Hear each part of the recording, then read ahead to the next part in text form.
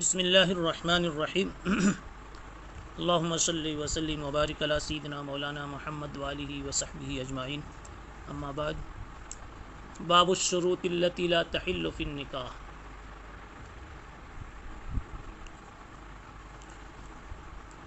ان شرطوں کا بیان جو نکاح میں حلال نہیں ہے، جن شرائط کے ساتھ نکاح کو مشروط کرنا حلال نہیں، اس نوع کی شرطوں کا بیان۔ پچھلے درس میں آپ کو یہ بات بتلائی گئی تھی کہ شرطیں تین قسم کی ہیں۔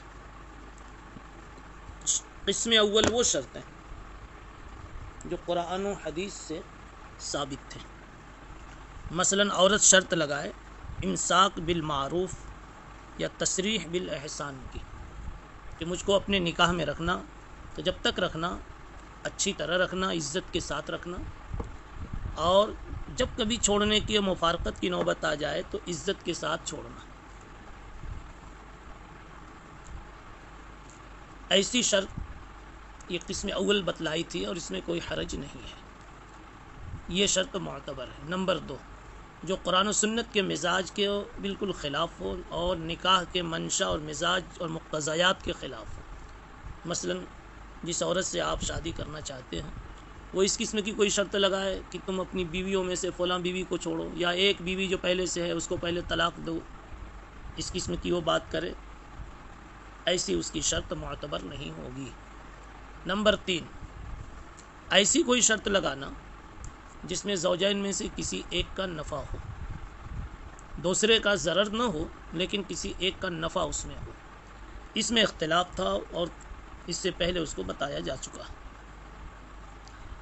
امام بخاری رحمۃ اللہ علیہ کا منشا یہ تھا کہ اگر ایسی کوئی شرط ہے جس میں صرف شوہر کا کوئی حق تھا اور اس نے قبول کر لیا تو قبول کر لینے سے وہ شرط معتبر ہو گئی اور اس کا وہ حق باطل ہو گیا۔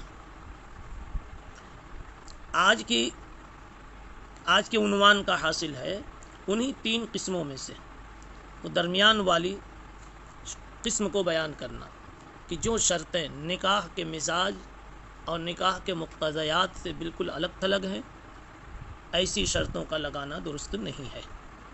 چنانچہ اسی کے لیے فرماتے ہیں الشروط التی لا تحل فی النکاح، وہ شرطیں جن کو لگانا نکاح میں جائز نہیں ہے۔ وقال ابن مسعود لا تشترط المرأة طلاق اختها، اخت سے مراد یہاں سوکن ہے، اس لیے کہ اخت کا معنی یہاں بہن کے معنی میں صحیح نہ ہوگا۔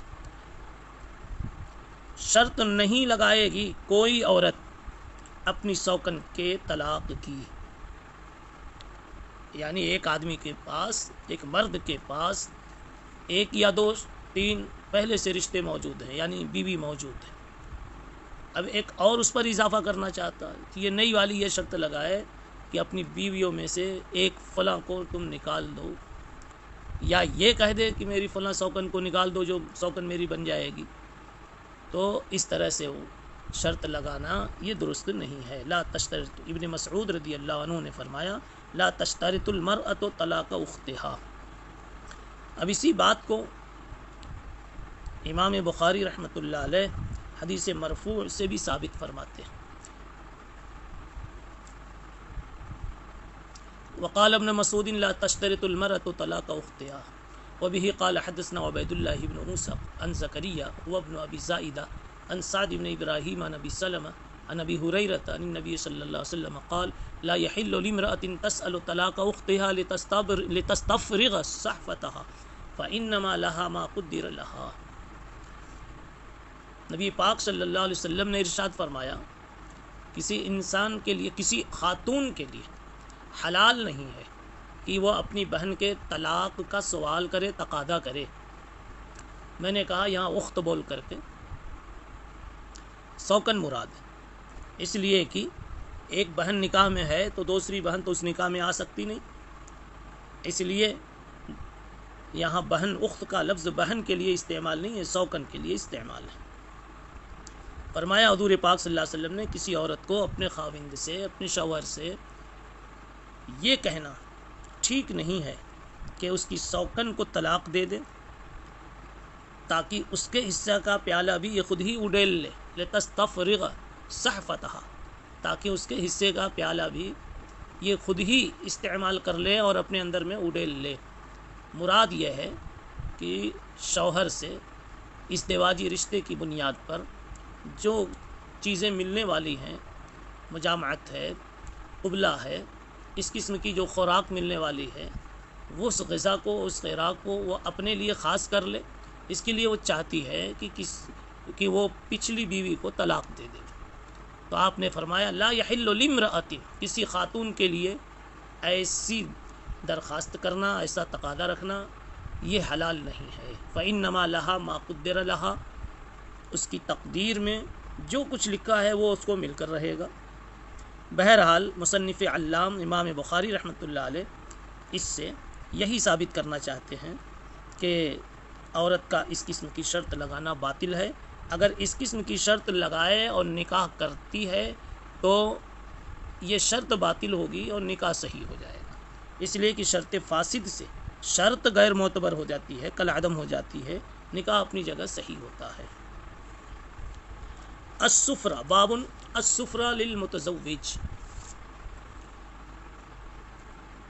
متزوج کہا، متزوجہ نہیں کہا، اشارہ ہے کہ دلہا کو زرد رنگ لگانا جائز ہے، دلہا کو، اور متزوج کا لفظ بتا رہا ہے کہ شادی اور تزوج کے موقع پر اس کو زرد رنگ کے استعمال کی اجازت ہے۔ وَرَوَاهُ عبد الرحمن بن عوف عن النبی صلی اللہ علیہ وسلم، اس مسئلے میں عبد الرحمن ابن عوف رضی اللہ عنہ کا قصہ مشہور ہے جس کو انہوں نے بیان کیا۔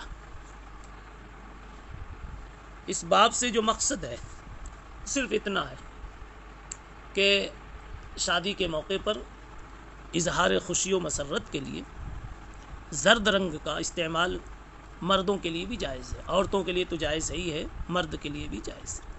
بہی قال حدثنا عبد الله بن يوسف قال اخبرنا مالك عن حميد الطويل عن انس بن مالك رضي الله عنه ان عبد الرحمن بن عوف جاء الى رسول الله صلى الله عليه وسلم وبه اثر صفرة فسأله رسول الله صلى الله عليه وسلم فأخبره أنه تزوج امرأة من الأنصار قال كم سقت إليها قال زنة نواة من ذهب قال رسول الله صلی اللہ علیہ وسلم اولم ولو بشاة۔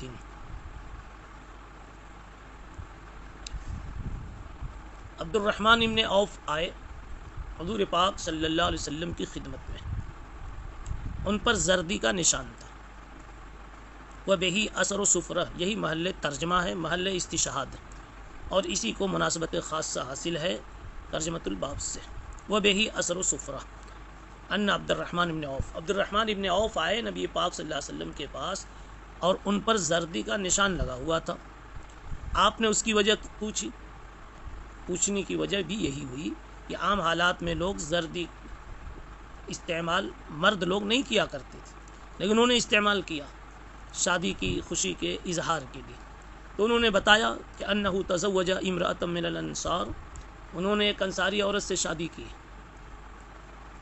مختصر یہاں پر روایت ہے، مگر آگے یہ ہے کہ پھر آپ نے پوچھا کم سقت، تم نے اس عورت کو کیا دیا، کم سقت الیہا، مہر میں اس خاتون کو تم نے کیا دیا؟ انہوں نے کہا گٹھلی کے برابر سونا دیا، گٹھلی کے برابر میں نے سونا دیا۔ آپ نے فرمایا پھر ولیمہ بھی کرو، خواہ ایک بکری کا ہی گوشت کیوں نہ، ولیمہ بھی کرنا پڑے گا، ولو بشاۃ۔ اس روایت سے جو چیز مقصود ہے وہ زردی کے استعمال کے جواز کو بتانا۔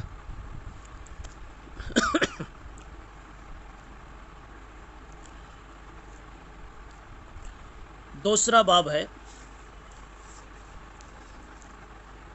باب بہ قال حدثنا مسدد قال حدثنا یحیی عن حمید عن انس قال اولم النبی صلی اللہ علیہ وسلم بزینب فاوسع المسلمین خبزا فخرج كما يصنع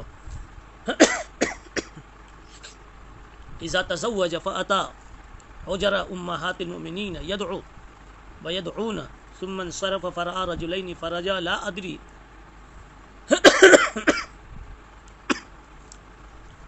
अखबरतुहु औ उखबिर बिखुरूजिहिमा।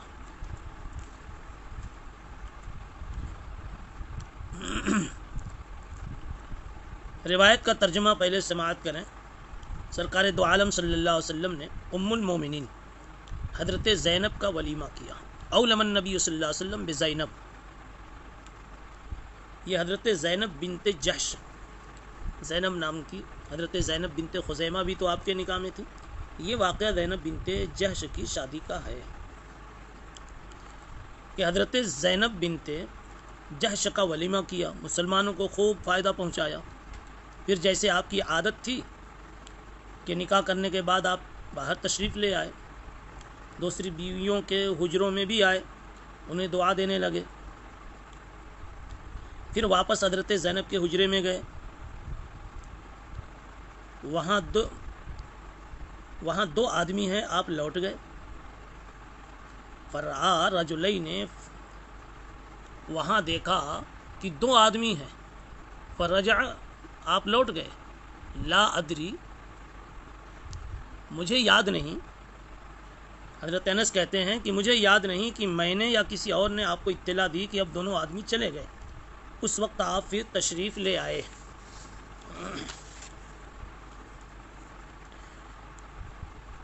इस बाब के मुतालिक ये अर्ज़ करना है कि यहाँ बाब के साथ में कोई तर्जमतुल बाब नहीं, कोई उन्वान नहीं है, मुअर्रा अनित तर्जमा है, ये मुजर्रद अनित तर्जमा है।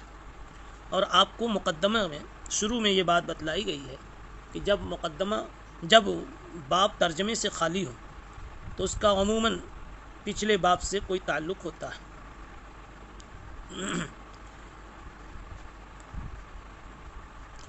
यहाँ सही बात यह है कि इसका ताल्लुक़ भी पिछले बाब ही से है। पिछले बाब असल है, यह उसके लिए मिसल फसल के है।